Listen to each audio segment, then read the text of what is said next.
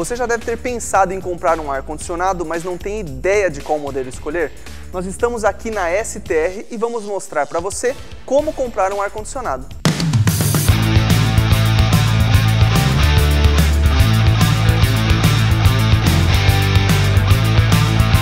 A primeira dúvida que surge é: qual potência eu preciso?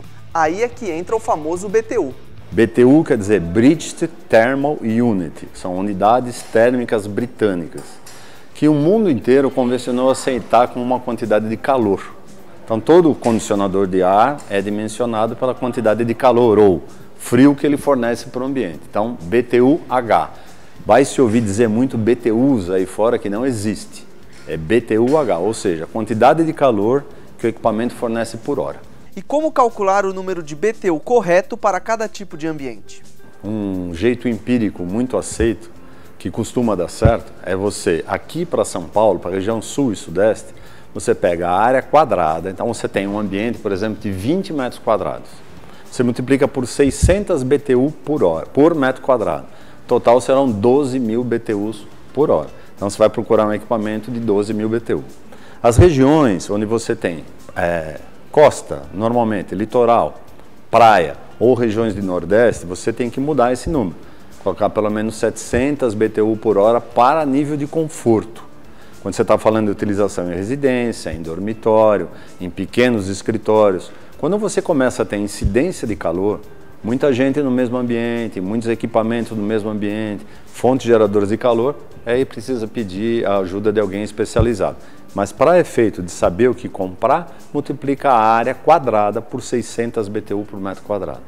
Muito bem, definida a potência, agora é hora de escolher o modelo. O leque de equipamentos de ar-condicionado hoje ele é bastante grande. O janela é aquele equipamento mais antigo que normalmente fica pendurado para fora e que pinga água fora do ambiente. Ainda são utilizados, porém cada vez menos.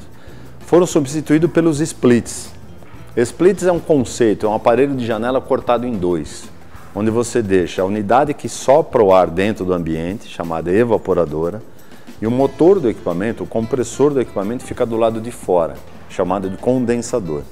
Aí as evaporadoras, dependendo do local onde elas são instaladas, elas associam ao nome do split. O mais utilizado é o high wall, high de alto, wall de parede, que é utilizado para aplicações escritórios e residenciais. Aquelas que são instaladas junto ao teto recebem o nome de split teto.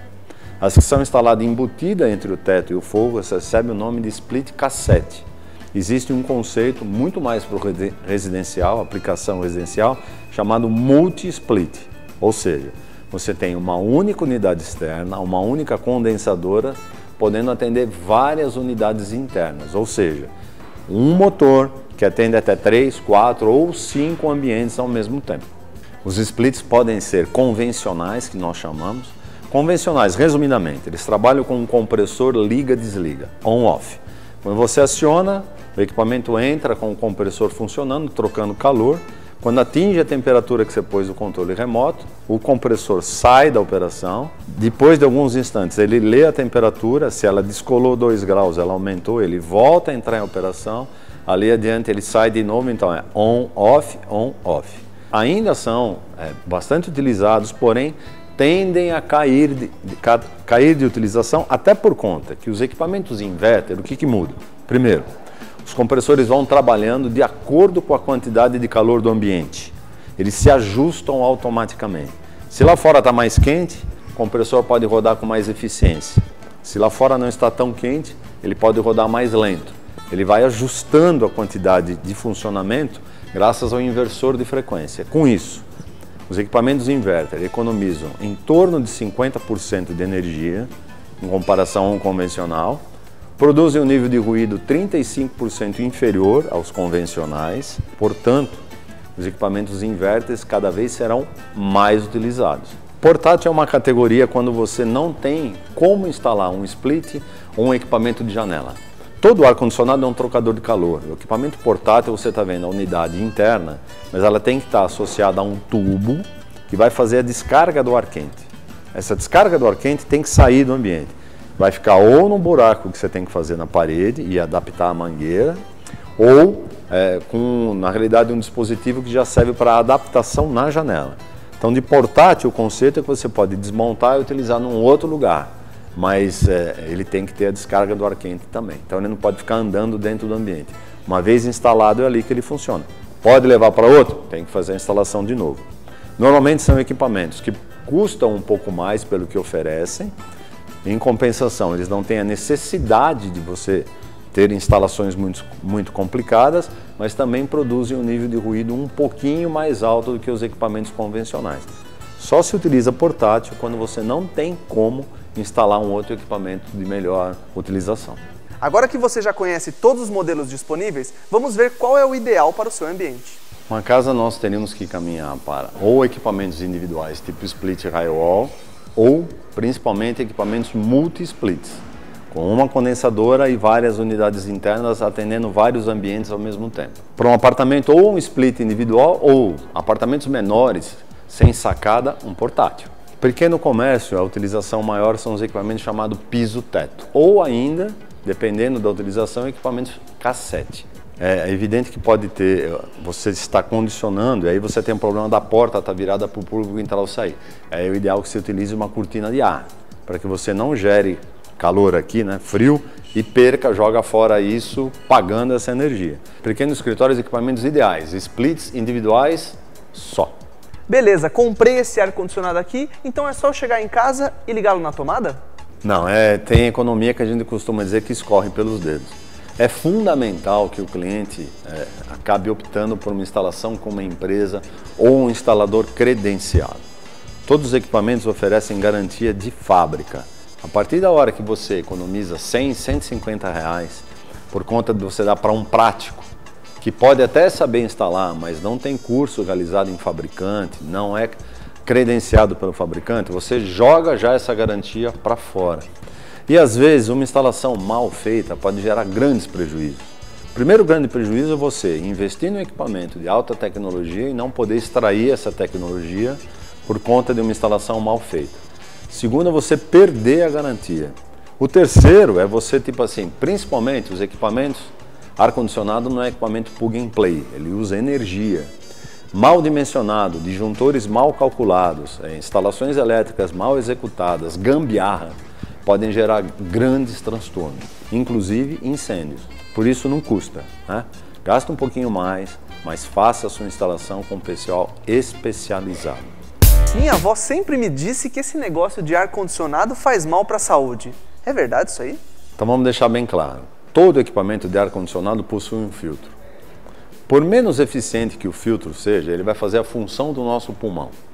Todas as partículas físicas, né, as que você enxerga, e dependendo do filtro, até aquelas que você não enxerga, existem equipamentos com filtragem de até 99,9% de ar saudável. Eles seguram 99,9% das bactérias e germes existentes no ar. O que existe é um preconceito de cultura de uso. Por exemplo, a norma diz que a temperatura de conforto para climatização é em torno de 24,7 graus mais ou menos 2, ou seja, de 22,7 a 26,7. Então, se você vem da rua, lá está 32, 33, 34 graus, entra na sua residência ou no seu escritório, já pega o ar-condicionado e coloca o controle remoto para 18 graus, é evidente que o choque térmico que você tem é muito grande. E também o contrário, se você está no ambiente climatizado e você sai para a rua, o choque térmico também existe. E é esse choque térmico que acaba causando que você fique um pouco mais exposto a infecções respiratórias. O que é suficiente? Você tem no ar-condicionado, utilizá-lo na temperatura de conforto 23 graus, uma temperatura super confortável, e que você efetue a limpeza do filtro. Normalmente a limpeza do filtro você não precisa de ninguém especializado para fazer. Tem os lugares no equipamento onde você solta o filtro, limpa em água corrente com sabão neutro, deixa secar e reinstala. Com esse pequeno cuidado, você pode ter certeza que você não vai pegar doença por conta do ar-condicionado. Se você utiliza numa residência, não custa você limpar o filtro pelo menos a cada 60 a 90 dias. Se você usa no escritório, você usa todo dia, é ideal que você limpe pelo menos uma vez por mês. Uma manutenção como empresa especializada não custa você fazer pelo menos 2 vezes ao ano, antes da entrada da alta estação e depois da saída da alta estação. Os cuidados básicos com limpeza e manutenção são muito pequenos e te propiciam uma vida útil no equipamento de 10 a 15 anos sem problema nenhum. É preciso deixar o ambiente completamente fechado? O cálculo do ar-condicionado é feito por um ambiente estanque. Porém, todo o ar-condicionado ele é um trocador de calor. Ele não renova o ar do ambiente. Então, pequenas frestas, portas entreabertas, janela entreaberta, acabam propiciando com que você renove e respire um ar muito mais saudável. Não precisa ficar um ambiente 100% fechado, também você não vai deixar uma janela escancarada aberta. Você está gastando energia elétrica para produzir um ar-condicionado. E jogar esse ar fora? Não. Porém, pequenas aberturas são naturais e, inclusive, reforçam a qualidade do ar, desde que, evidentemente, com bom senso. Todo mundo sabe que ar-condicionado no verão é uma beleza, mas e no inverno? Ele serve para alguma coisa? Se você é um cliente das regiões sul e sudeste, onde você tem alguns dias frios por ano, às vezes mais, às vezes menos, se for para investir no condicionador de ar, compre um equipamento quente e frio. Ele equipamento te refrigera no verão e pode eventualmente te aquecer no inverno. O custo aumenta no equipamento quente e frio em torno de 10 a 15% com relação ao equipamento só frio. Tá? Só que ele pode te atender no inverno e no verão. Se você mora, se você está na região centro-oeste, norte e nordeste, não precisa se preocupar com isso, que você vai ter só dias quentes. Aí trabalha só com equipamento frio. Climatizadores, umidificadores, você já deve ter visto um desses na loja, mas eles podem substituir o ar-condicionado? Existem grandes diferenças, né? O ar-condicionado é um trocador de calor, então ele vai, entre aspas, né, expulsar o ar quente do ambiente e colocar um ar refrigerado dentro do ambiente. Um climatizador, na realidade, o que normalmente ele faz é muito semelhante ao que faz um umidificador. Eles aumentam o vapor de água em suspensão, eles produzem vapor de água.